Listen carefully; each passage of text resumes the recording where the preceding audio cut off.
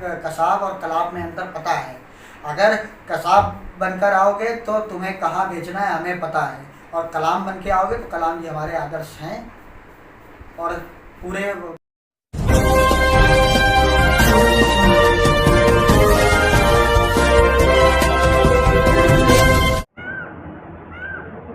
दोस्तों, क्या एक बार फिर धर्म परिवर्तन के नाम पे आग लगाने की कोशिश?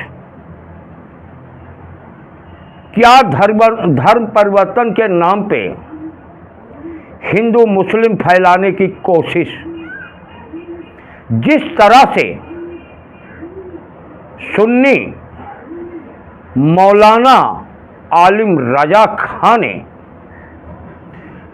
25 लोगों की धर्म परिवर्तन करने के लिए सरकार से परमिशन मांगा है। दोस्तों, अब तक काफ़ी दिनों से ऐसा कोई मामला नहीं आया धर्म परिवर्तन का। फिर क्या जो है तौकीर रजा, क्या जो है इसको हिंदू मुस्लिम के हवा देने की कोशिश कर रहे हैं? दोस्तों, हम आपको दिखाएंगे किस तरह से कानपुर के बजरंग दल के अध्यक्ष कृष्णा तिवारी ने उनको चैलेंज दिया है कि आप पहले धर्म परिवर्तन कराइए तो उसका जवाब कैसे दिया जाएगा। ये सब आप इस खबर में देखेंगे, क्योंकि जब धर्म परिवर्तन का 25 लोगों का मामला एजीटीवी लाइव के पास पहुंचा तो कानपुर के चीफ ब्यूरो रुस्तम खान जाके बजरंग दल जिला कानपुर महानगर के अध्यक्ष कृष्णा तिवारी से इसके बारे में जानने की कोशिश किया कि तौकीर रजा 25 लोगों का धर्म परिवर्तन कराने जा रहे हैं, तो आप इसके बारे में क्या कहेंगे? तो कृष्णा तिवारी ने क्या कहा, जो आप इस वीडियो में देखेंगे। दोस्तों, क्या ब्रेन वॉश किया जाता है? क्या लालच दिया जाता है? क्या पैसे की लालच या घर मकान देने की लालच? किस तरह से उनको जाल में फंसाया जाता है और फिर वो अपना धर्म दूसरे में धर्म में जाने के लिए तैयार होते हैं। ये मेरा कहना नहीं है, ये कृष्णा जो तिवारी हैं बजरंग दल से कानपुर के जिलाध्यक्ष, उनका कहना है। दोस्तों, उनका कहना है ब्रेन वॉश किया जाता है या बड़ी लालच दी जाती है और कोई प्रॉब्लम देने की कोशिश की जाती है, जिससे वो सोच नहीं पाता, आसानी से इनके जाल में फंस जाता है। अगर वो तौकीर रजा ऐसा कराते हैं तो उनको मुंहतोड़ जवाब दिया जाएगा, क्योंकि प्रदेश में योगी की सरकार बैठी है, योगी जी बैठे हैं। यहाँ बजरंग दल के लाखों और हजारों कार्यकर्ता इकट्ठा होकर तौकीर रजा को किस तरह जवाब देंगे, वो तो आने वाला समय बताएगा। दोस्तों, धर्म परिवर्तन कराना कितना सही है कितना गलत, ये तो हम नहीं कह सकते, ये तो धर्म गुरु जाने, वो तो वही बता सकते हैं। दोस्तों, क्या जो है एक बार फिर धर्म परिवर्तन की आग दोबारा से लगने वाली है? जिस तरह से तौकीर रजा खान ने 25 लोगों को धर्म परिवर्तन कराने के लिए सरकार से मांगी है परमिशन, क्या सरकार इनको परमिशन दे देगी? ऐसा आपको लगता है या नहीं लगता? अगर धर्म परिवर्तन सही है तो आप कमेंट ज़रूर करें, कमेंट के माध्यम से ज़रूर बताएं सही है या गलत। दोस्तों, चैनल को लाइक एवं सब्सक्राइब करना बिल्कुल ना भूला करें।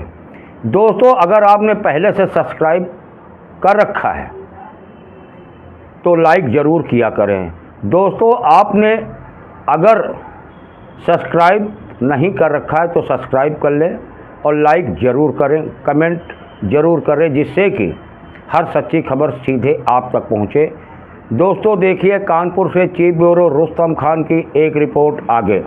RK अजय को दीजिए इजाज़त, फिर मिलेंगे किसी और खबर के साथ। तब तक आप बने रहें AGTV लाइव के साथ। देखिए आगे। नमस्कार।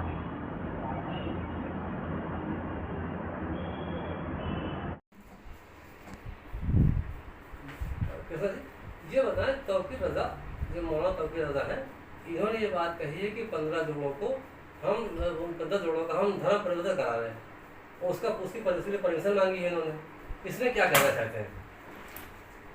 मौलाना तौफीक रजा ये वही हैं जिन्होंने टीवी में बैठकर ये कहा था कि औरंगजेब हमारे आइडल हैं। जो औरंगजेब को अपना आइडल मानते हैं, जो बाबर को अपना बाप मानते हैं, तो औरंगजेब और बाबर और मुग़लों की जो औलादें हैं और मुग़लों के जो वंशज हैं, उनसे और हम क्या उम्मीद कर सकते हैं?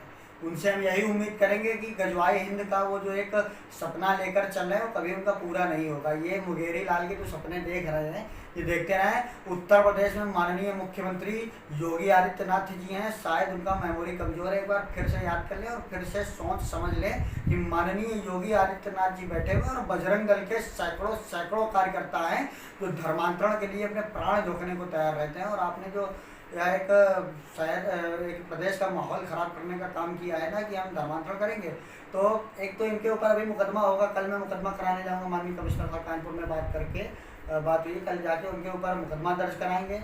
मुकदमा दर्ज कराने के बाद पुलिस प्रशासन और माननीय कमिश्नर साहब से आग्रह करेंगे कि इनके ऊपर कानपुर लाया जाए, और कानपुर लाने के बाद इनका ठीक ढंग से एक स्वागत किया जाएगा कि जो एक मजबूर आदमी को या एक किसी व्यक्ति को प्रलोभन देकर या प्रताड़ित कर या डराकर धमकाकर या किसी न किसी तरह का लालच देकर जो उनका धर्मांतरण कराने का जो प्रयास कर रहे हैं तौफीक रजा, इसमें वो कभी सक्सेस नहीं होंगे।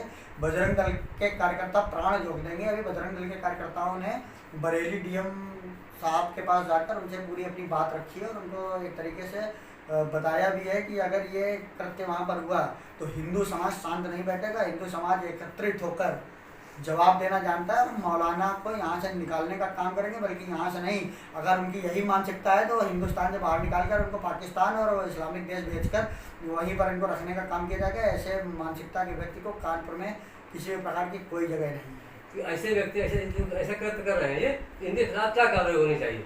शहर का माहौल खराब कर रहे हैं, देश का माहौल खराब कर रहे हैं, प्रदेश का माहौल खराब करने का प्रयास कर रहे हैं, जिसके लिए कल माननीय कमिश्नर साहब को मिलकर उनके ऊपर मुकदमा दर्ज कराने का प्रयास करेंगे। और उसके बाद माननीय मुख्यमंत्री जी को भी एक ज्ञापन संबोधित करेंगे कि इनके जैसे व्यक्तियों को चिन्हित कर तुरंत कार्रवाई की जाए, और ऐसी कार्रवाई की जाए कि सिर्फ यही नहीं, इनकी जैसी मानसिकता रखने वालों कि 7 पीढ़ियाँ जो पहले की और 7 पीढ़ियाँ जो बाद की हैं, वो अगर उनके दिमाग में ये बात आती है तो कम से कम ये उदाहरण देखकर उनकी रूह कांप जानी चाहिए कि अगर हम उत्तर प्रदेश जैसे राज्य में अगर धर्मांतरण जैसी बात करेंगे तो उनका क्या हाल होगा।